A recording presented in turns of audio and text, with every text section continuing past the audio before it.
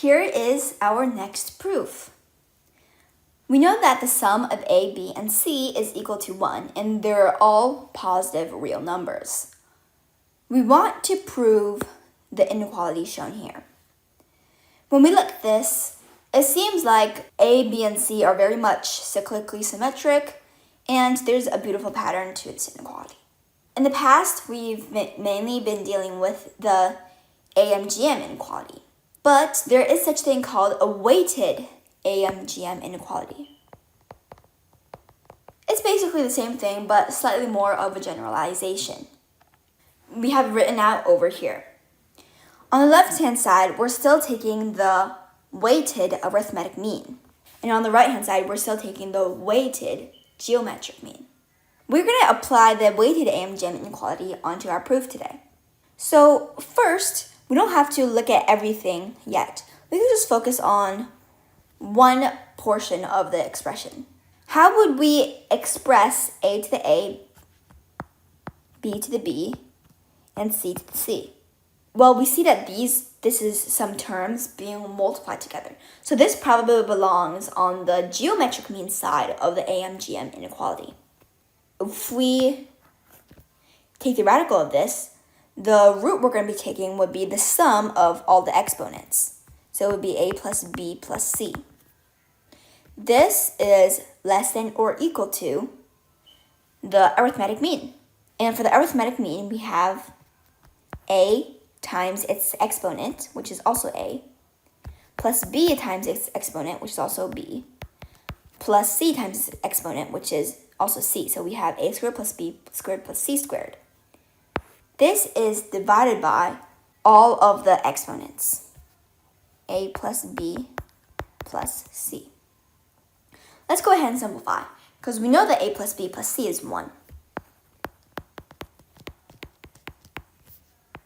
We're left with a squared plus b squared plus c squared is greater or equal to a to the a times b to the b times c to the c.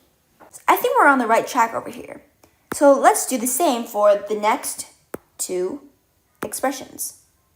For this expression, we still have a plus b plus c as our root.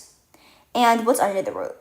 Well, we have a to the b, b to the c, c to the a. The left-hand side, we have a times its exponent plus b times its exponent plus c times its exponent divided by the sum of the exponents. The sum of the exponents will always be a plus b plus c, which is 1. So we're going to simplify. ab plus bc plus ca is greater or equal to a to the b times b to the c times c to the a. So this is our second inequality.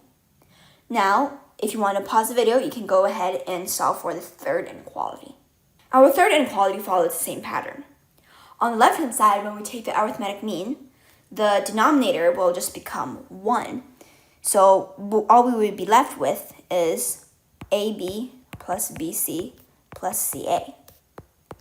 And on the right-hand side, the radical is just to the first root, which basically means we can ignore the radical, and all we have to do is write a to the c, b to the a, c to the b. Now we have 3 of these starred inequalities. What's something we can notice? Well, we can add all 3 inequalities together. If we add together this side, the green, we would be left with a to the a, b to the b, c to the c, plus a to the b, b to the c, c to the a, plus a to the c, b to the a, and c to the b, which is exactly what our original expression was looking for. This would be less than or equal to what we have on the right-hand side. And if we observe the right-hand side, we notice that this is equal to a plus b plus c squared. And because a plus b plus c is 1, this is equal to 1. We have proven our original inequality by using the weighted AMGM inequality.